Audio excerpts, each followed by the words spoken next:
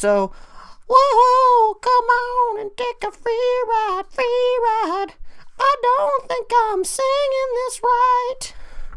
It's not a bird, it's not a plane, it's Superhero Slate. It's a modern podcast where we talk about everything that's great, like movies, TV, superheroes. It's Superhero Slate, oh yeah. Hello everyone and welcome to Superhero Slate, the show where we run down the latest superhero entertainment news. We love TV, movies, and superheroes, so let's talk it all out. My name is Chris Dillard. And my name's Mike Royer. And this week, the Justice League is among us, Mike. It's here, finally out in theaters. Whether you want it or not. Yep, it's split right down the middle on that. We're watching the Incredibles 2 trailer live on the show. Mm-hmm. We've put that off. Deadpool also gives the happy little teaser that we've already watched, and more. Yeah, and more. Oh, man, it's been a busy week. It's been a bit of a milestone for me. I hit my 30th birthday on Thursday. I'm officially an old man. That hurts me. But I do feel a little comfort knowing that, like, what's the age range that advertisers look for? Isn't it like 18 or 18 to like 34 or something like that? Yeah, 25 to 34 is also another bracket. Yeah, isn't it? Yeah. 34? So I'm still important to the media out there, at least for a couple more years. So I'm a little happy there. But to celebrate my 30th birthday, me and my wife went to Disneyland. And for the first time, I went to the California Adventure side of the park, which requires a different ticket. They have like park hopper passes, so we got one of those. But over there at California Adventure is the brand new spanking, glittering, shining tower that is Mission Breakout, which is the Guardians of the Galaxy ride. So which used to be the Tower of Terror. Yes, and was revamped into Guardians. Yes, and the Tower of Terror, I was told, is not even a Disney property. I guess they were shelling over money like every year for the rights to keep calling it Tower of Terror, because it seems like maybe it's like a Universal or Paramount property or something. Tower of Terror is based on the Twilight Zone, so whoever owns the Twilight Zone would have that right. Yeah. So that was converted, and I had never ridden that ride either, so this was all fresh new experience to me. But I knew it was going to be a drop ride. I knew it was based kind of on a elevator type of functionality. And the only type of rides I've been like on that before have been out like at big theme thrill parks where you go up in that like giant thing and this just drops you. But there's no theme, there's no theatrics around it. It's just a straight ride. So, but this was really cool. I didn't really know what I was getting into. I knew that even waiting in line is kind of cool because you get to see the things that the collector has around his house. Uh-huh. I guess the premise of the ride, which is cool because I like when rides have a story, is the collector has kidnapped the Guardians of the Galaxy, and he's basically selling tickets for people to come see them in their prisons. So the people in line for the ride, we are the spectators. So there's like a cool kind of staging room that you go into that unveils more of the story. And I don't know, I'm kind of hesitant to unveil the story if you don't want to know. But there's a cool moment where there's like an animatronic character in the room with you, which is kind of cool. That kind of sets it up a little bit. And basically, when you leave the room, you enter another section of the line. But now you're on like a mission. You know that you're going up there to help break out the Guardians of the Galaxy. So we get into the ride. We actually sit down in our seats, not knowing what's going to come yet. And the helpful Disneyland person who's dressed as one of the collector's employees, I guess, asks if anyone has ridden this ride before. And me and my wife were the only ones that didn't raise our hands. So everyone's looking over at us like, oh, this is their first time. My wife is like freaking out because she's like terrified. So she's asking everybody around her, oh, is this ride scary? Is it intense? You know, is it like a far drop? And like the guy sitting next to her is just like, I'm not going to say anything. So we're just like, oh my God, they're being so coy with us. But it's super fun because I wasn't expecting there to be like a theme song or a track to this. So I don't know if you know this, but there is technically kind of 4 Guardians of the Galaxy mixtapes.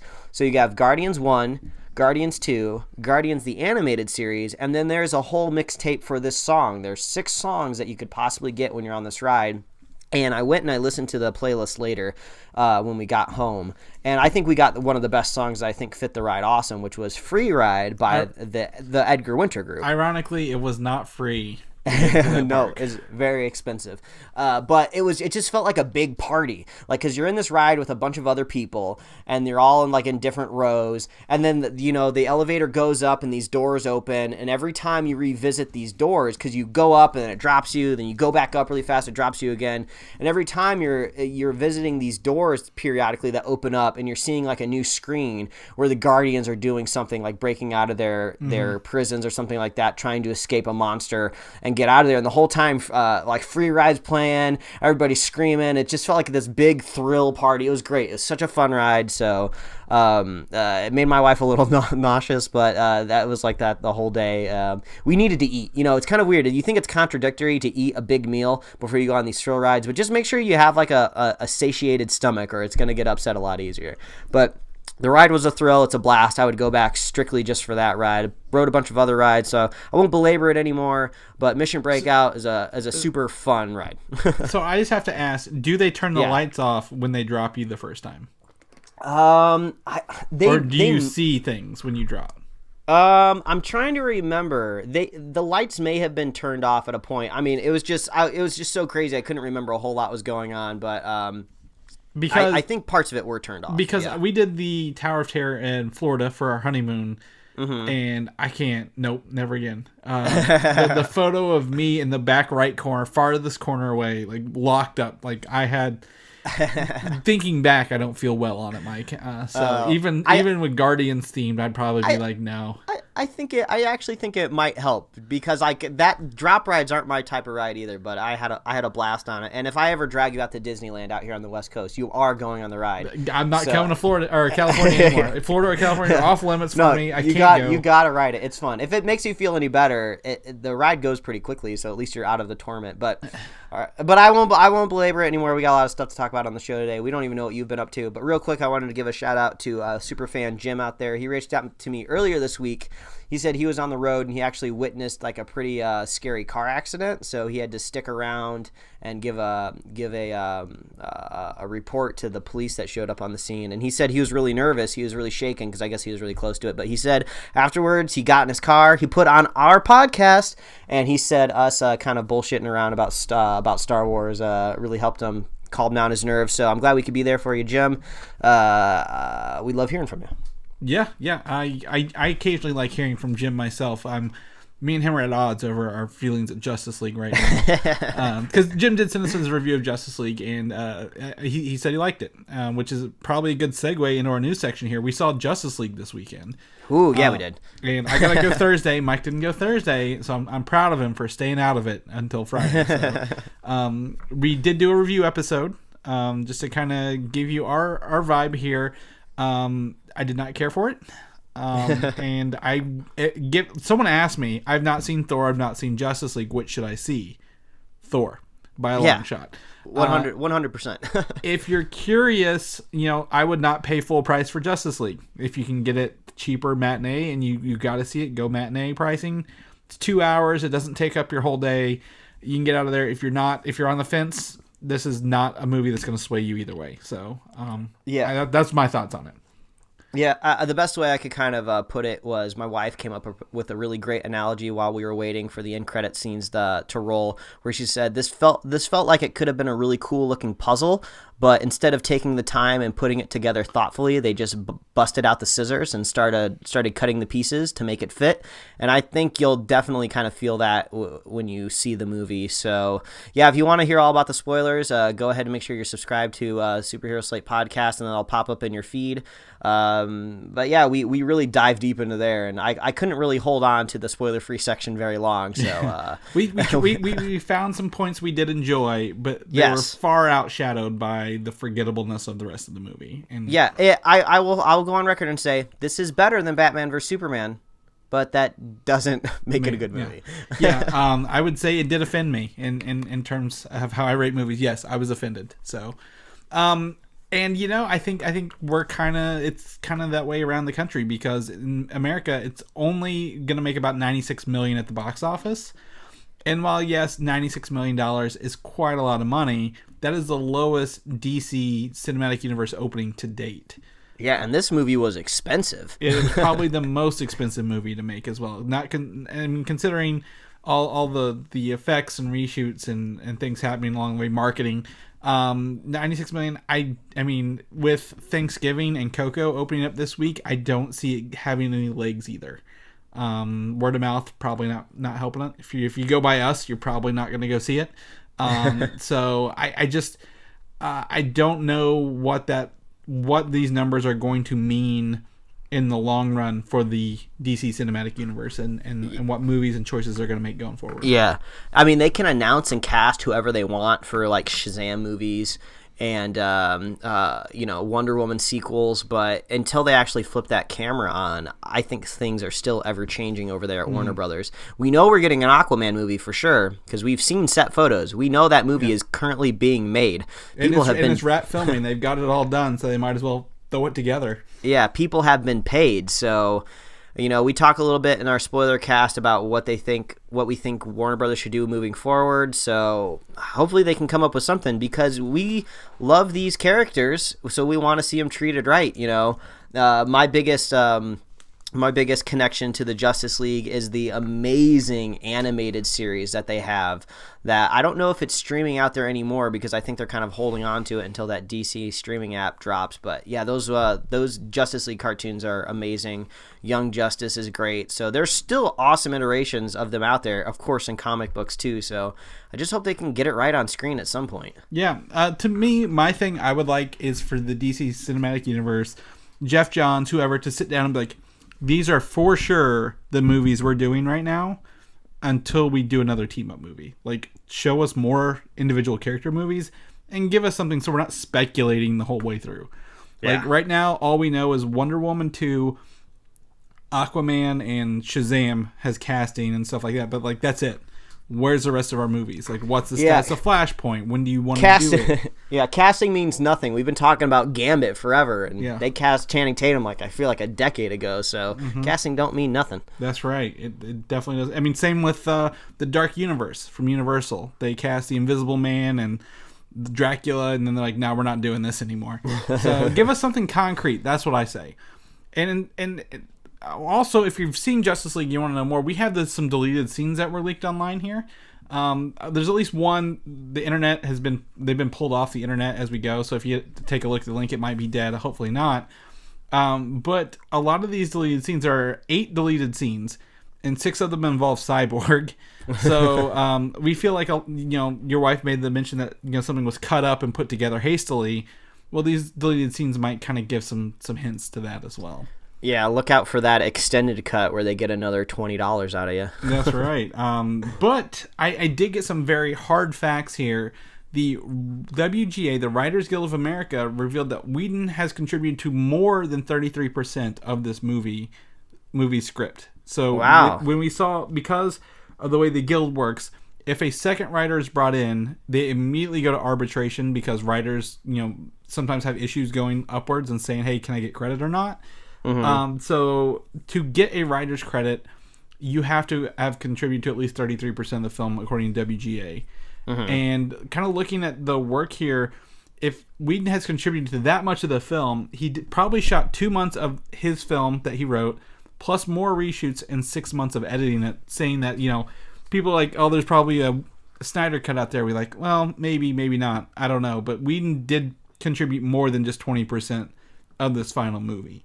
Yeah, it seems like it probably wouldn't be a Snyder cut because a cut is saying that there's stuff on the floor that maybe they could put it together. It seems like maybe at some point there was maybe a Snyder script, and then Joss came in and was just like, maybe this isn't working. But well, he wrote on it before I think Snyder even left the film. Like Whedon was brought in March to work on some script stuff. So I think my theory is Whedon never asked for director's credit. That was never brought up, but they did have to say, hey, he did actually do 33% of the script or more to get that credit. So if you watch the movie, you'll probably see that.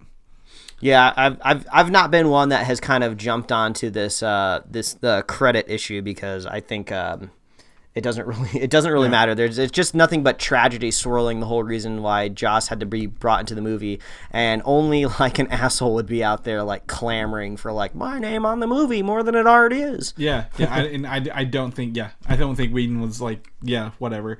But so if you were interested and you see his name, he did do more than 20%, like a lot of people are saying, because I think they're trying to downplay a lot of that. And lastly, we have a list of scenes that were cut from the trailer. So if you're like, well, what was in the trailer, what wasn't, after you've watched the movie, we have a list here. And Mike didn't believe me when I said it was a long list. But this is a huge list of stuff. And of stuff missing. And while none of it is huge, I think it does show a lot of, again, the character stuff they had to cut to make this movie under 2 hours. A lot of Flash and a lot of Cyborg, it kind of looks like. So... yeah, I mean, overall, if you want to listen to our review, get into spoilers, go check that out. But other than that, I can't say we recommend it off the top of our heads. So yeah, I mean, if like I think what you said is perfect. If you can find a way to maybe see it on a budget, use that Movie Pass. If you're a Movie Pass people out there, this is a perfect time to use it. Can I say Movie Pass? If you buy 1 year, it's $6.50 a month. If you buy the 1 year right now of Movie Pass, there you go. Go take advantage. That's of that. a hell of a. If you like someone enough to get them that for Christmas, go ahead. Oh, that is a good gift idea. I didn't even think about that. Yeah, they go out for a whole year, watch a movie day. Here's 365 movie tickets. Boom, roasted. But on that note, Justice League is out. Our next one is Aquaman, then Shazam, then Wonder Woman 2. Whatever it's going to be titled. It has officially been moved forward 6 weeks. We are 6 weeks closer to Wonder Woman than we were at the beginning of the week. And that's for November 1st, 2018. Or not 2018, 2019. Right? Yeah, so what's the rationale behind this? Why do they think they're moving it? Because Star Wars. When Star Wars has been moved from December to March back to December, I believe Wonder Woman was like a week before Star Wars, and that would have been dangerous. Like as much as we like Wonder Woman, nothing will beat Star Wars at the box office. And as we've reported, Disney has stringent requirements for their movies in theaters. So yeah, and who knows if that's going to be sticking around. And also, it's not just a Star Wars movie, it's the 9th one. It's going to be the culmination of these three not rebooted movies, these three like refreshed movies. So yeah, that's going to be a big deal. Mm-hmm. Yeah, it is. Like that's gonna if any of these three movies make, like, depending on how well 8 does, which I assume it's going to do great because that director got his own movies. It'll be there. But also, later, I think in Thanksgiving, in November, is Frozen 2. Ooh. So if you want to be, eaten up by that Disney audience, you got to get out of there. So 6 weeks earlier... They're going to own that. They're going to own that holiday. Yeah, 2019 is looking pretty interesting. So Wonder Woman 2 will be 6 weeks earlier. So beginning of November 2019. I'm all for that. And also, we've reported there was, I think it was a couple weeks ago, maybe last week even, that Gal Gadot was like, yeah, I believe it's Brett Ratner's accused of sexual assault. And she was like, I don't want anything to do with this. But apparently his company, Ratpac, was not financing this film to begin with. So there was no big drama going on there. So the funny thing about when I said I was...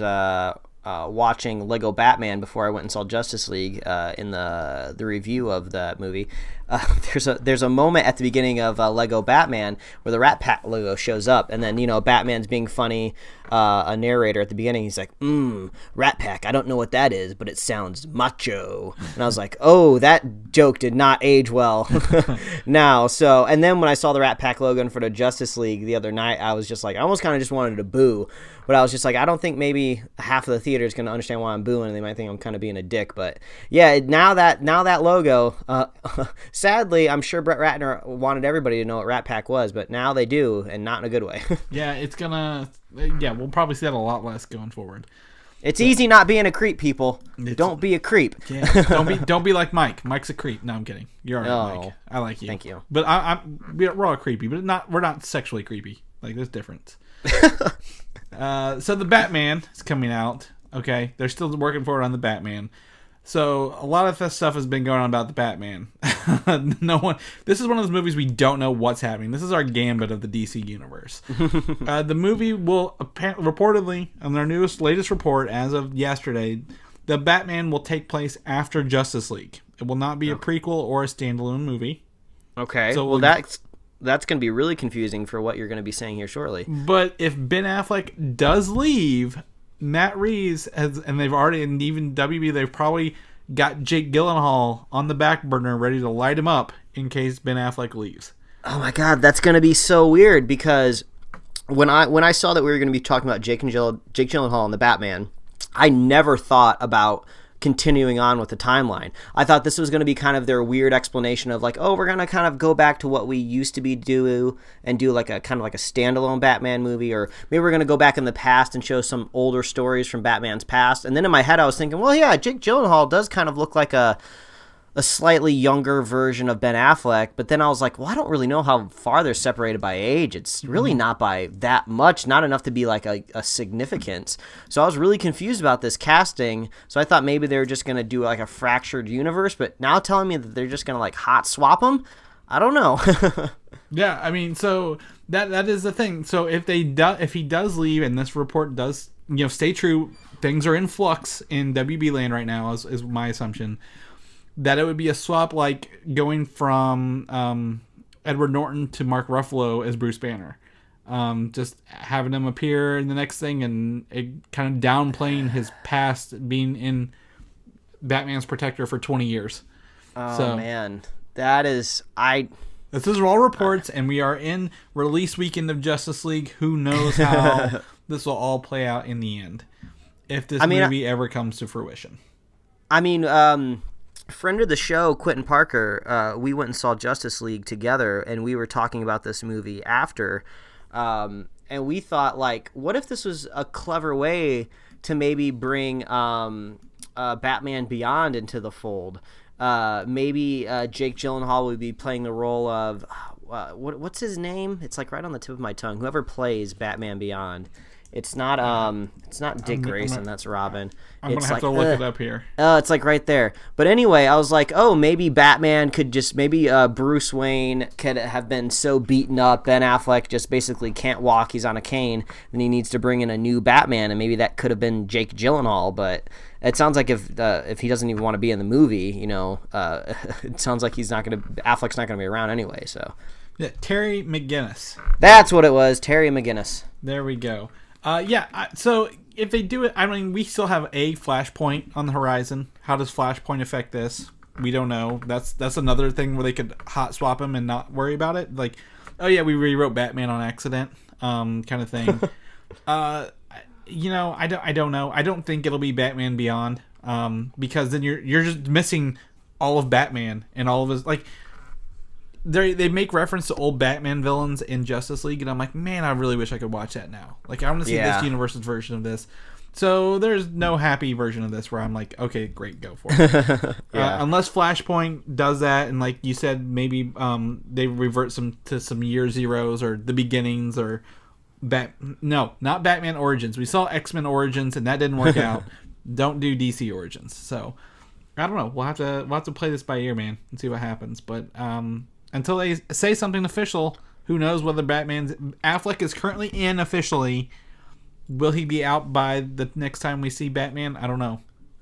Maybe these box office numbers are going to shoo him away quicker. He did look like Bruce Wayne in like two pretty good scenes in Justice League, though. I was looking at him like, yeah, I can see Bruce Wayne in him. Like, yeah, he totally got that. So, I don't know. The other movie, like we talked about, is Shazam on the horizon, and this is nothing official, but at the premiere of Justice League, we got to see the actor as Billy Batson and Shazam side by side. So if you want to take a look at what they look like, that's what they look like. Yeah, they look like a cool team up. Zachary Levi needs to be hitting the bench. I think he needs to start building some of those muscles to really pull off Shazam. But yeah, I mean, yeah, they look like they could possibly be related. We kind of talked about this like the other week. Like, we don't know if Shazam is supposed to be the older version of him or like a god that comes down to Earth or something like. I don't know. Yeah. So he transforms in. I looked it up. He does transform into him, but I think his mental state is like he's still mentally that age and that child. He just gets those powers. So, do you think he'd transform into him? We need to do some face swaps. We need to do some face swaps. See what this looks like. This is on Snapchat, so we can check it out there. So if you want to take a look at that, it's out there. The DC still making TV shows. New one's about to debut in January with Black Lightning. that made me realize that we are in like mid-November, Mike. Like almost mid-November. Like January is around the corner. What? Yeah. So January 16th, you can catch Black Lightning on Tuesdays on the CW right after the Flash, which is where Legends of Tomorrow used to be, but it's not got a return time yet. So we know it's coming back, but we don't know when. Just so. Well, I mean, The Flash is their best show out there right now, so if you want to give a show a running start, you put it after The Flash. Yeah, that's... ooh, I see what you did there. Yeah, did you mean to do that? No, I didn't, actually. Okay, good. Well, then I'm not going to pretend to laugh so hard next time. So that's cool. So Black Lightning, you want to check it out there. I still don't know much about it. I'll probably check the pilot out just to say I watched it. So we'll do that.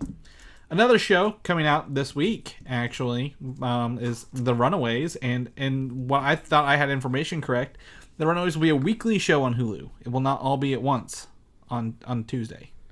Well, you might have gotten confused with, they have a new show that just came out called Future Man from Seth Rogen, who did Preacher. And Josh Hutcherson. Yeah, I believe all of those episodes dropped at once, so I don't know, maybe just some wires got crossed. But well, I'm very used to Netflix. We just watched The Punisher, we'll talk about it, but like everything usually drops at once. Apparently Hulu did this with like 11, 23, 63 or whatever it was, and The Handmaid's Tale, where they do it weekly on the show. But it'll be a 3-part premiere on Tuesday because the first 2 episodes apparently are like the same story but from 2 different perspectives, the parents and the kids. So I'm excited to kind of see how that plays out. I've not seen that done in a while. Yeah, well, it sounds like we're going to watch it, and we'll let you guys know what we thought about it. Yeah, spoiler cast maybe on the horizon, probably when it's done. 10 episodes, so it might be a little bit. I don't know. We'll play it by ear. But definitely next week, a spoiler cast for The Punisher. We watched it. I don't know, how far did you get, Mike? I got pretty far last night, which I think maybe goes into my first initial thoughts of the show. Was I think just before I hopped on the horn here with you today, we finished, I believe it was episode 7. So we have episode 8 that's coming up next. So I just finished 7 myself. So oh, all right. So it sounds like we're almost at the exact same place. So I won't spoil anything for anybody out there because it takes a lot of time and effort to get through these Netflix shows. You got 13 episodes there, but this show is surprising me. It's more engaging than I thought it was going to be. I didn't think that the Punisher would be that much of a spectacle because I was like, well, he's got no powers. We haven't heard of any sort of like team ups of any heroes showing up in it. He's got no like superpowers, so he's just a dude with guns. So I was like, well, how are they going to make this work? And guess what? They do it by just making a very engaging story. I think there's actually a couple episodes where hardly any action throws down at all, and I'm just really engrossed in what's happening. So it's being written very well. I'm really sympathizing with some of these characters' struggles. There's like a C storyline that doesn't even interact really with the main story at all.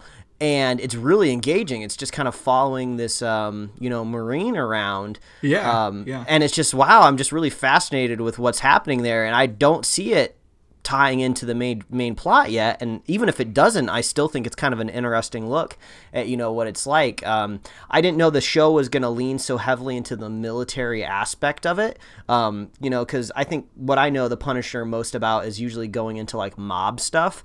And that's kind of how we were introduced to him as well. Yeah, exactly. But this is kind of leaning into the military side of thing, and I think they're approaching it very, very well, very tastefully and very respectfully. I can't say firsthand because I've never been in the armed forces, but it seems like it is.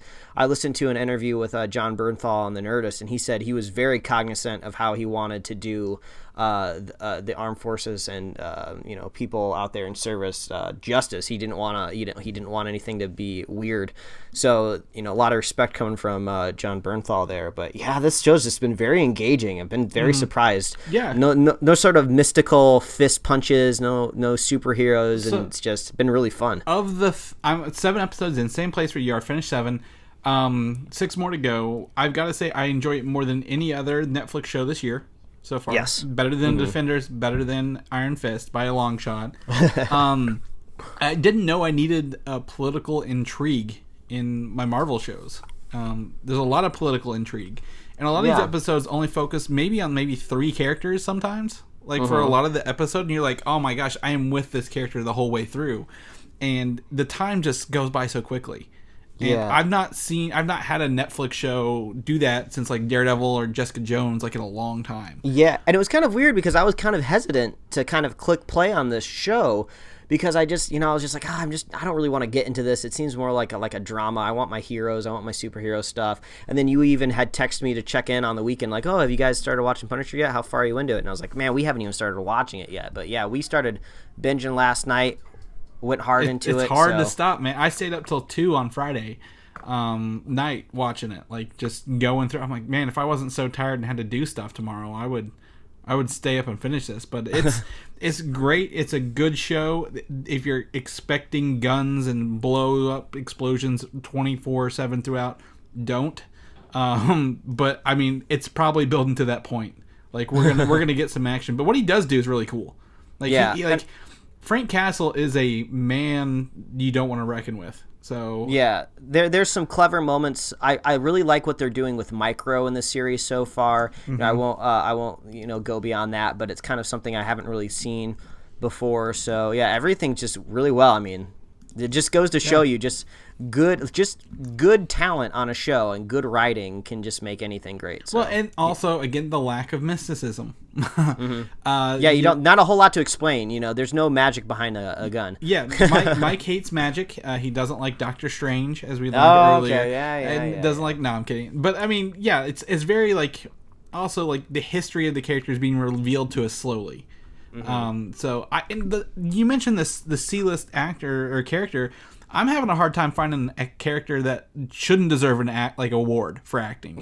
like I buy every bit of these characters, every last one of them. Like they got that military 100-yard stare down pat. Like they are just. I buy it all. I love what I've seen so far. And I can't wait to finish it up and see how it ends. Unfortunately, since we're both kind of around episode 7 and 8, I feel like we're going to start getting into a little bit of a lull where, every Netflix show right around this time starts to stretch a little bit and you're just like, come on, get to the good stuff. So I don't know. We'll have to check back in next week and see if that actually happens. But yeah, so far, pleasantly surprised. Yeah. I think it's got a different pacing to it, and I think that might help it out. So we'll knock on wood. Also, something we're very, very excited for is Avengers Infinity War. Ooh, yeah, boy. There's probably the most hyped trailer that we're waiting to see still, other than the leaked version. But the rumor is the teaser will be released December 4th. I'm not surprised. And December 4th, I believe, if I just double check that's a Monday. So they're not releasing it tied to any movies. And I think the last time they did a trailer by itself was maybe Civil War. So I'm thinking Jimmy Kimmel. Oh, maybe. They keep going Jimmy Kimmels. It could be possible. He's in the ABC Disney family. And that gives it enough time to be on Star Wars internationally and nationally as well. So that's the rumor, very strong rumor. And we also got some leaked images from the upcoming teaser. A stressed word on the word teaser here. These images are over on Comic UI. I put them up there, and they're not spoilery, but these include shots that were not in the leaked version from San Diego and D23. I have chosen not to look at them, mainly because December 4th is coming up very quickly, and I can be patient. And also, I know I'm going to see them. Like, if somebody said they had leaked images of the Comic-Con trailer, I would go look at those. Yeah. But this is different. There are a couple clips from it. But most notably, 3 of these images featured the villain Proxima Midnight, one of Thanos' Cull Obsidian, the children of Thanos. And I gotta say, I don't know if it's CG or someone in a suit, but it looks awesome. Ooh, man, I'm excited. And if you know me and my obsession with the Cull Obsidian, now called the children of Thanos, that's big. That's huge recommendation for me because they are some of my favorite characters. And awesome, man. These pictures are in motion, like it's her in motion, and it looks so good. So I'm on board, and I'm really excited. If you want to check our show notes out, you can click on them, take a look there. Man, can you imagine seeing that on the big screen before Star Wars? It's gonna be great. There's gonna be so many good trailers in front of Star Wars, man. I don't care. Make it 45 minutes of trailers. I'll watch them all before I watch Star Wars. We're gonna switch gears, and I'm gonna disappoint you horribly here for a second. Oh, okay. With a Morbius film coming from Sony. Sony, just knock it off. Are you familiar with the character Morbius? Yeah, he was a pretty prolific character, or prominent character. That's the P word I'm looking for. He was a pretty prominent character in the 90s animated series of Spider-Man. So he was a guy, a scientist who has a blood disorder. He tried to find a cure. It essentially turned him into a vampire-like character. He was a villain, and then much like every Spider-Man villain, becomes an anti-hero later on. So Sony is working on making a film based on this, and they're fast-tracking this because there's a script already turned in, written by Burke Sharpless and Matt Sazama. And they've got several movies out in Hollywood, Mike. Okay. And their movies include Dracula Untold. I feel like it's not a good sign that I don't remember that movie. That was supposed to be the original Dark Universe movie, and they were like, oh, it didn't do well, so we got to do The Mummy, and then that didn't do well. They also wrote Power Rangers for this year. Okay. And The Last Witch Hunter. Ooh. How many of those did you see? None of them. But I heard some kind of maybe positive things about Power Rangers, so maybe there's some hope in there. But geez, if I didn't think we needed a standalone Venom movie right now, I definitely don't think we need a Morbius movie. Oh my god. So, as you know, I collect pop vinyls, right? And one box was a villains box, and they came with 2 variations on the character Morbius. Oh wow. And those are my least favorite pops I've ever received in my entire life. Poor Morbius on the back of the shelf. Yeah, he is. There's 2 of them stacked on top of each other. I don't even want to look at him. The hell with that guy. So, I mean, yes. I mean, I don't know. Are they jumping on the vampire craze about 15 years too late, or what's going on here? It seems like they're trying to jump on some sort of odd box office train. Like, just because Spider-Man Homecoming did well, like, what are you going to do? Like, call the movie Spider-Man Homecoming, Morbius, / there's no Spider-Man in this movie, so go see it? Yeah, I don't know, man. It might not be the blood the only thing that's sucking on this movie. Yeah, maybe they're just slowly building a weird version of the Sinister Six, starting out with Venom and Morbius, which I don't know if they've ever been in the Sinister Six, but... So if this happens, and maybe Marvel has some deal in this that we don't know about, maybe it's an introduction for Blade?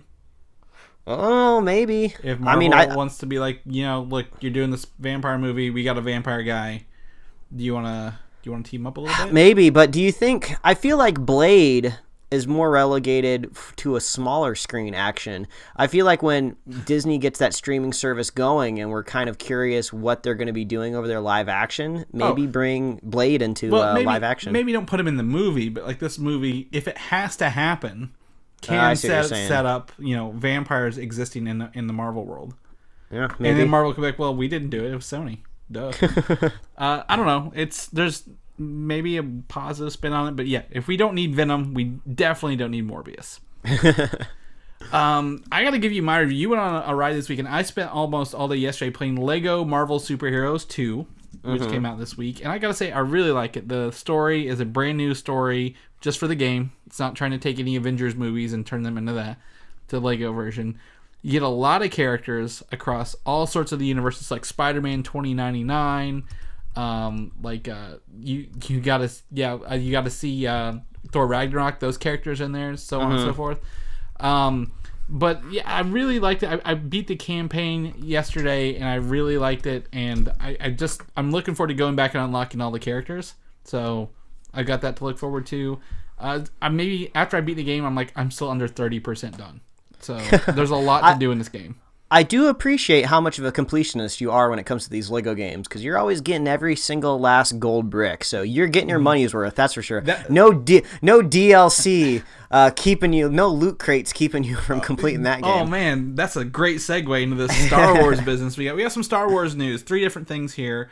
First and foremost, Battlefront 2 has been... what I refer to, Mike doesn't do video games, but if Mike's watching this story, it's got to be big. Yeah. So we brought me and Quentin, friend of the show, Quentin Parker, brought in Mike on this Battlefront 2 stuff.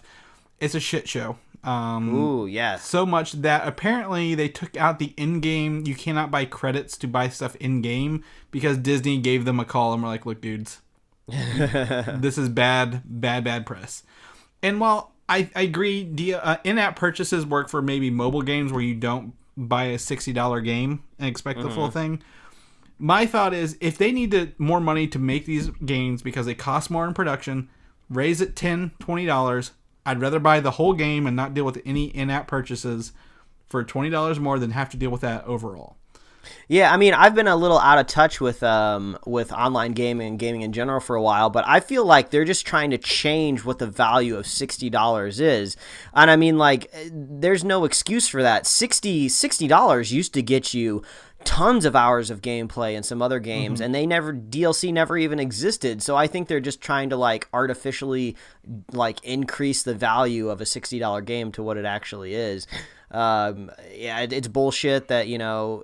What really resonated with me is I saw a complaint online that says like, hey, you know, I'm a guy that like works full time. I don't have a whole lot of time to play games in the evening. You know, maybe at most I can get like an hour in. Like, it's going to be kind of a shame that like all of these people out there who have like money, that they're going to just outpace me so quickly in this game that it's not going to be fun anymore. Like, this $60 game is not, I can't even get $60 of enjoyment out of it unless I put more money into it. It just seems ridiculous and dumb and stupid. And it was even hard to follow. It's hard to follow like what credits do what and how loot crates give you something to. So, I don't even know. So in video game world, it's normal. Like, I don't care to buy some in-app stuff for my free game on my phone occasionally. You know, if I play a lot. But you didn't just piss off the video game community. You pissed off the Star Wars community. Oh yeah. And what happens when you piss off the Star Wars community? The world knows about it. Yeah, because, and then you make Disney mad, and yeah, like if Disney's coming down and be like, look, dudes, you gotta fix this. Like, you gotta listen, like, do some of their stuff real quick, or it's bad.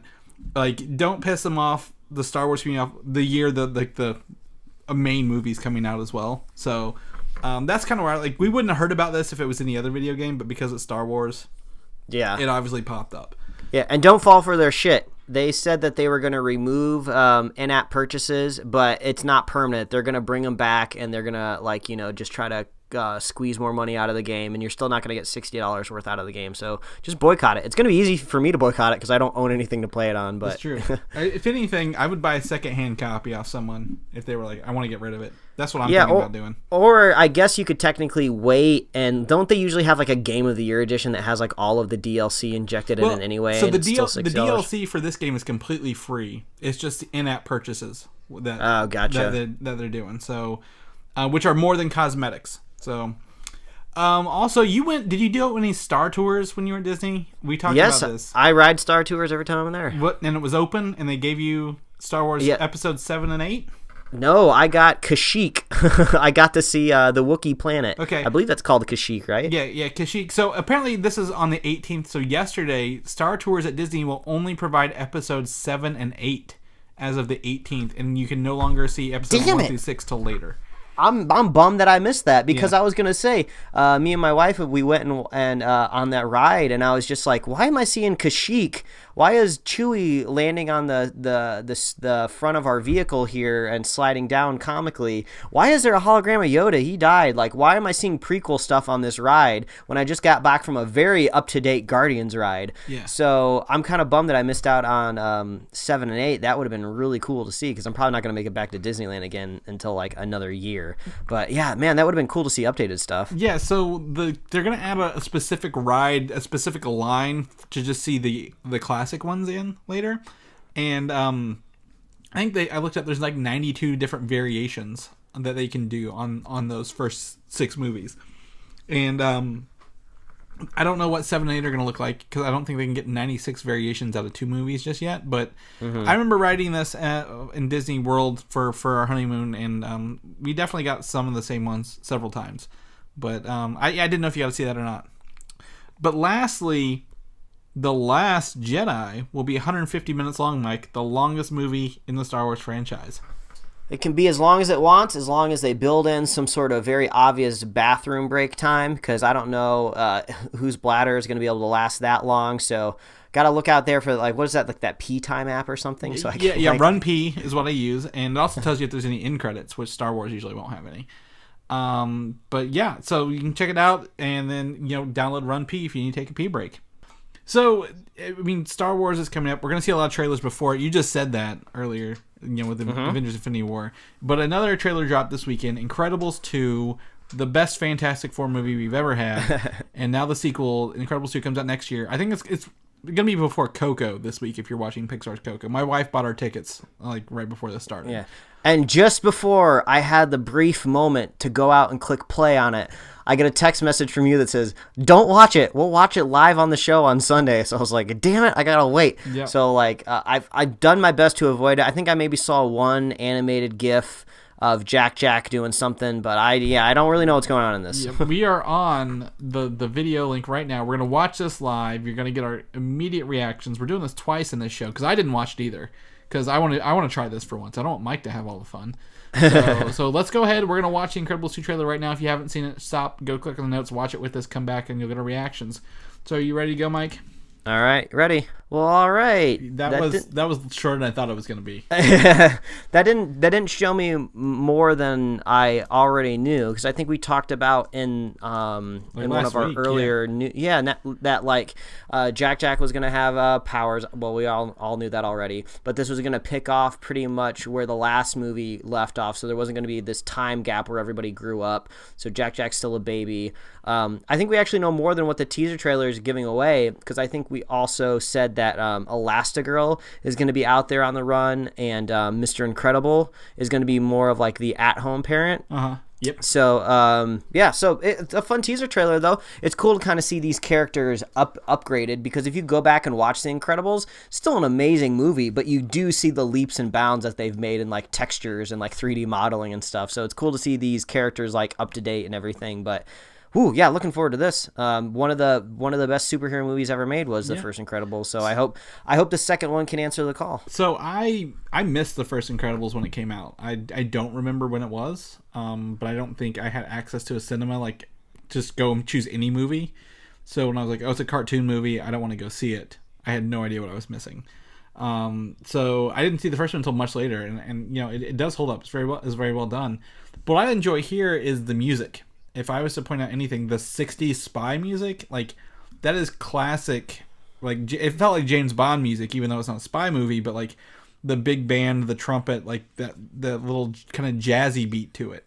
I really like the music in this, and I think that's going to be a standout factor, because the first one had really great music in that same vein, so if they can sell that vibe, I'm all down. I'm down with this. Yeah, and I don't know if it's been announced yet, but if Frozone is coming back, but I did see Samuel L. Jackson did tweet out the trailer, so I would assume that he's going to be in this movie too. So I think we're going to see all of our favorites come back. So yeah, I think this is going to be great. I'm going to be there night one for this for sure. It looks like if you check out things, the entire cast is returning except Jack, and Dash, so the different voices. So that looks like that's what it'll be. So there we go. Awesome. So yeah, check that out. That's definitely a teaser. So we'll see it next summer for sure. This is going to tie back into something else we were talking about. 20th Century Fox has someone else informally courting them to buy them, Mike. Oh. Sony. Oh. So Sony's now in very early talks, maybe as a potential acquisition, because Sony lost Bond this year for the next movie. So they're out of brand new IPs to do anything with. Wait a minute, Chris. I just realized that Sony has the back door into Marvel, so this is our way to get the X-Men into the Marvel Universe without making a giant conglomerate of Disney owning everything and everything out there. Yep. So maybe they could do some sort of partnership deal there. I don't know. Sony foots the bill and Marvel produces the movies. Yeah, I don't know. I still don't like it. Still, personally, my favorite option is just Fox. Sell your X-Men rights to anybody that wants to buy them. You'll get a ton of fucking money for them. Sorry for my language. And then use that money to make other cool stuff, make other different types of movies. Heck, they're spending like tons of money on like a Lord of the Rings TV show over at Amazon. Maybe use some of that money and make some sort of big budget. This purchase isn't X-Men. Fox doesn't want to make movies anymore. So like they're trying to sell all their film assets. So I agree with you. They should sell it, but Fox shouldn't take that money and invest it in more movies. They should just call it quits.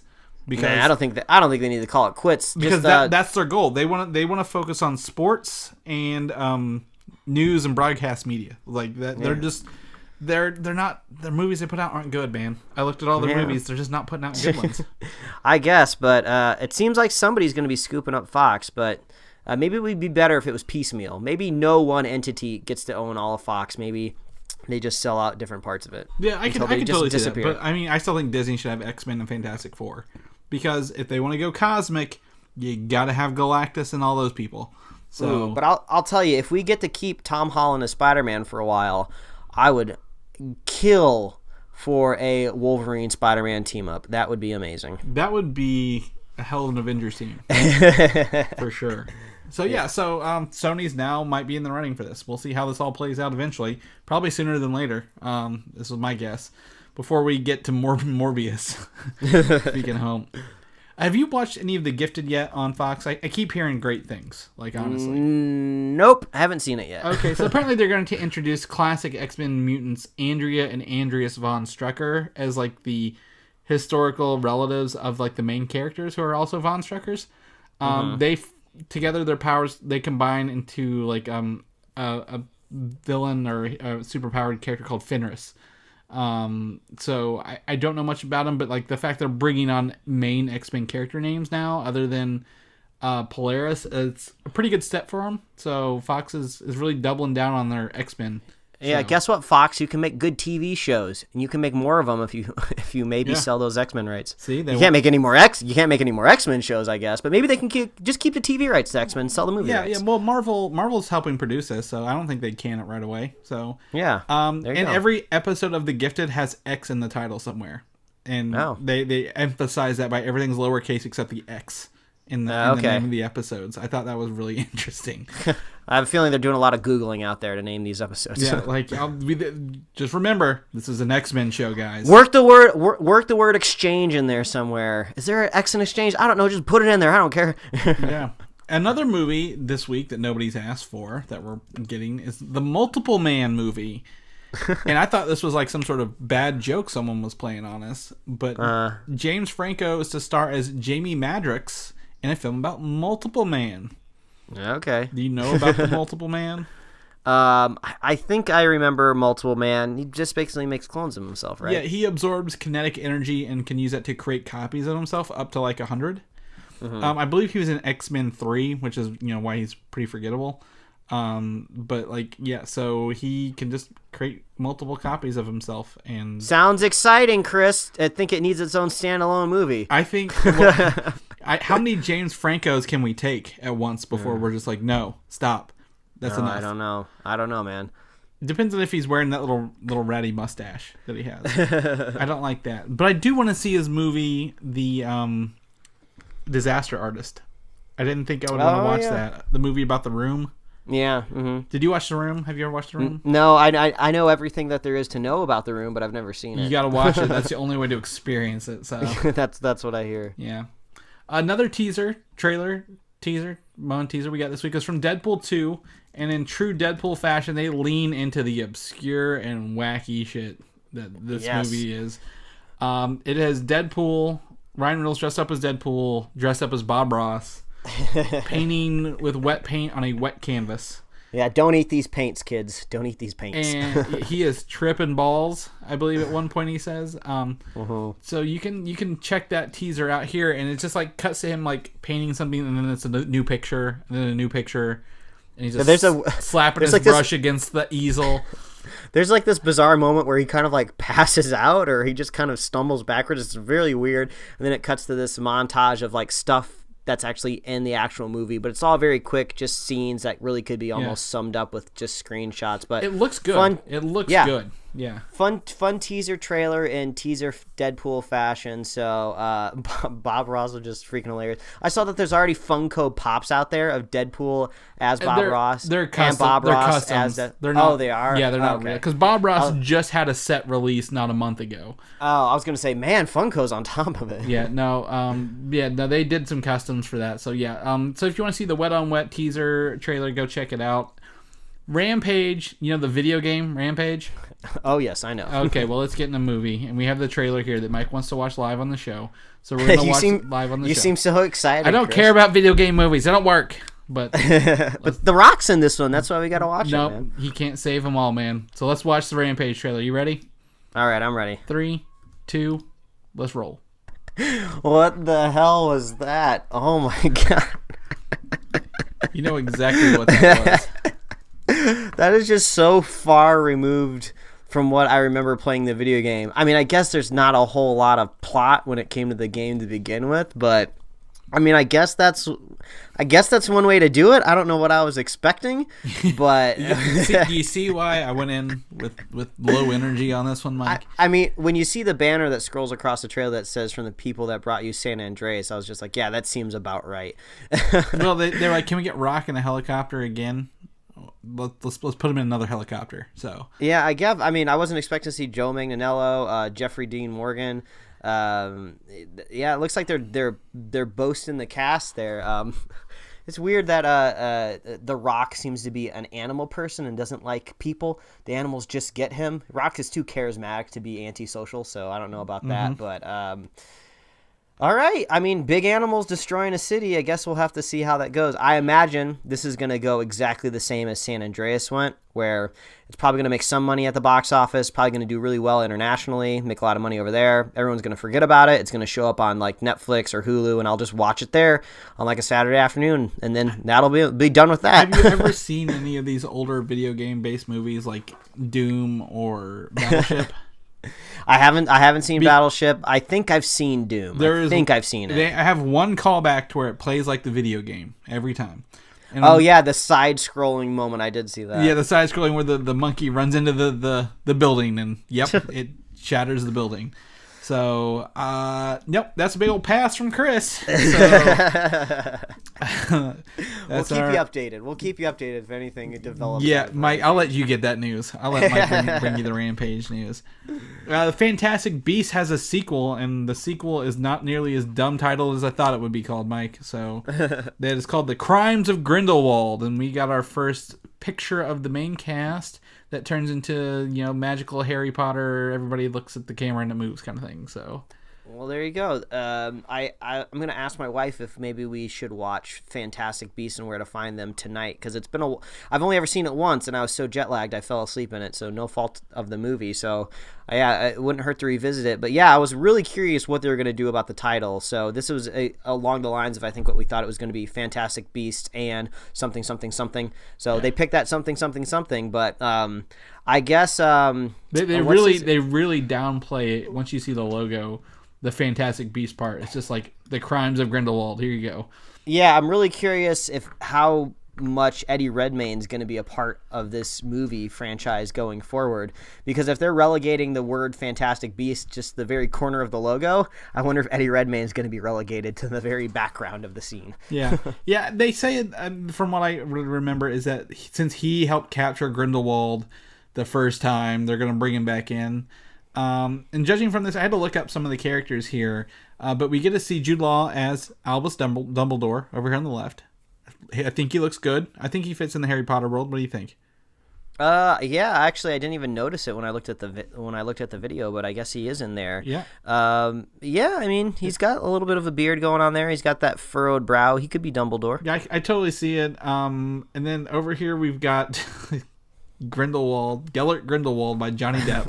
Oh my gosh, look at him. Man, that's like an old man trying to be hip with blonde hair is what it looks like going on here. All these damn hipsters in the neighborhood. We got the main cast returning, I forget, Newt Scamander and his little buddy and the girls. His brother is apparently the one in the suit in the middle. So, Theseus Scamander. Had to look that one up, and then we get the Flash over here on the left-hand side. Coming back. I forgot Ezra Miller was in this movie. Ezra Miller was in the first one. He's got himself a haircut, and it looks to be another period piece. So, yeah, my wife's excited. I'm more excited looking at this than I was kind of thinking about it off of it. So. Well, I can tell you my wife is excited. She was the first one to tell me the news that the title dropped. So, she beat you to it, Chris. Yeah. Well, I mean, that's because we didn't talk about it. So. Pokemon now, however, she probably didn't share this news with you. Pokemon news. I was not expecting to see Pokemon news. Yeah, so the Pokemon, the movie, I Choose You is out in theaters right now. And apparently there's a part where Pikachu speaks English.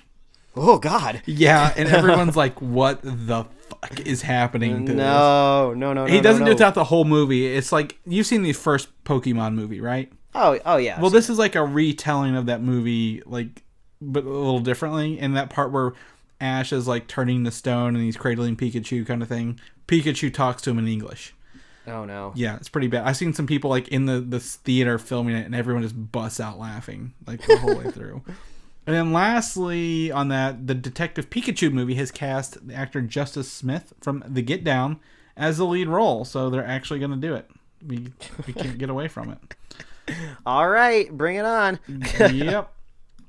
And speaking of comic book movies, we talk about comic book movies. This is not normally one we talk about here, but the producers, or the Russo brothers here, with Deadly Class. Apparently the cast will include a bunch of people. I don't know who they are, except for Benedict Wong, who was in Doctor Strange as Wong. And you can see the first picture on the Russo brothers Instagram page of most of the cast. And what did we say? Is this some sort of comic book property? Yes, it's a comic book property. I actually have the first two trades behind me. I'm going to grab it real quick. Yep, I have the first two trades here. I'm going to read the back of it, or see. Well, that's reviews are on the back.